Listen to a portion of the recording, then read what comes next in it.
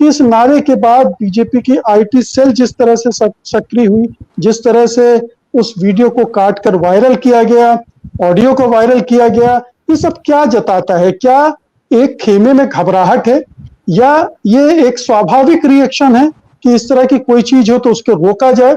ये क्या आपको लगता है कि उत्तर प्रदेश की राजनीति से भी इसका कोई संबंध है?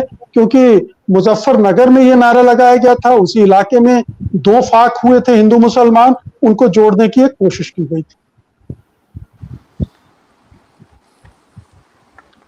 देखिए, 2013 में जो मुजफ्फरनगर में दंगे हुए थे, और आपको याद होगा कि बालियान खाप की पंचायत में ही बदला लेने का ऐलान किया गया था, और उसके बाद 60 से अधिक लोगों की मौतें हुई थी दंगों में, और सैकड़ों लोग बेघर हुए थे। और हालात तो ये रहे हैं कि लंबे समय तक जो मुस्लिम निर्वासित हुए थे वो अपने घरों को लौटने में डर रहे थे।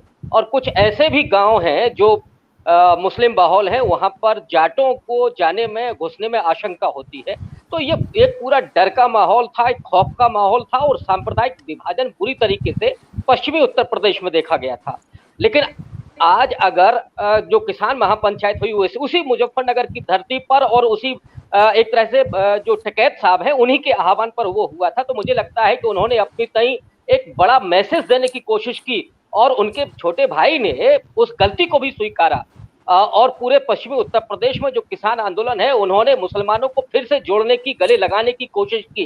तो ये जो एका बन रहा है, उस एका से जो फ्रस्ट्रेशन भारतीय जनता पार्टी और आरएसएस के खेमे में है, वो इस बात को साबित कर रहा है कि वो राकेश टिकैत के 13वें मिनट में दिए गए उस नारे के एक 6 सेकंड को काट करके वो अल्लाह अकबर को दिखा रहे हैं, और ये कह रहे हैं कि साहब देखिए, ये आंदोलन तो एक तरह से जिहादी हो गया है। मुझे लगता है ये बेहद शर्मनाक है। लेकिन मैं सिर्फ इसको किसान आंदोलन तक सीमित नहीं देखता हूं। मुझे लगता है कि इस नारे की महत्ता बहुत व्यापक है, और ये आंदोलन जैसे जैसे आगे बढ़ेगा, भारतीय जनता पार्टी और आरएसएस का जो फैलाई गई जो नफरत है, जो विभाजनकारी राजनीति है, उसके सामने एक मुश्किल पैदा होगी।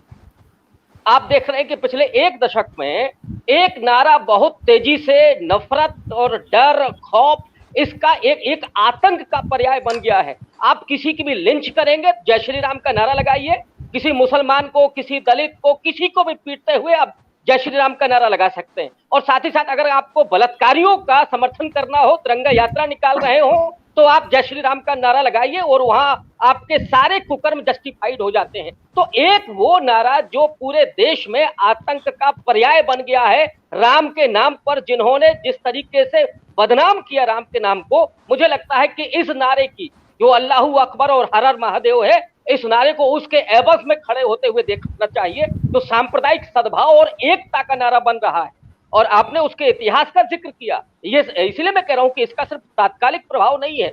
10 मई 1857 को जो क्रांतिकारी थे, जो विद्रोही थे, उन्होंने शिव मंदिर में जा करके हर हर महादेव और अल्लाहू अकबर का नारा दिया था, और उसके बाद जो साम्राज्यवादी जो अंग्रेज थे, उनके खिलाफ एक पूरी मुहिम छिड़ी थी, और वो नारा निरंतर चलता रहा इस देश में। आपको याद होगा कि 1957 में खास करके जो सीनियर टिकैत थे, महेंद्र सिंह टिकैत, उन्होंने एक मुस्लिम महिला जिसका नाम था नईमा के बलात्कार और हत्या के बाद उन्होंने पूरा एक आंदोलन उस क्षेत्र में किया था, और उस आंदोलन में इस नारे को उन्होंने फिर से दोहराया था। और जो महेंद्र सिंह टिकैत की जो सभाएं होती थी, उसमें ऐनुद्दीन नाम के बुजुर्ग व्यक्ति थे, वो उसकी अध्यक्षता करते थे, और गुलाम मोहम्मद जोला संचालन करते थे, जो आज उस दिन भी मंच पर मौजूद थे। तो मुझे लगता है कि ये नारा सांप्रदायिक सद्भाव और एकता का पर्याय बन रहा है। सत्य हिंदी का ऐप डाउनलोड करें गूगल प्ले स्टोर पर।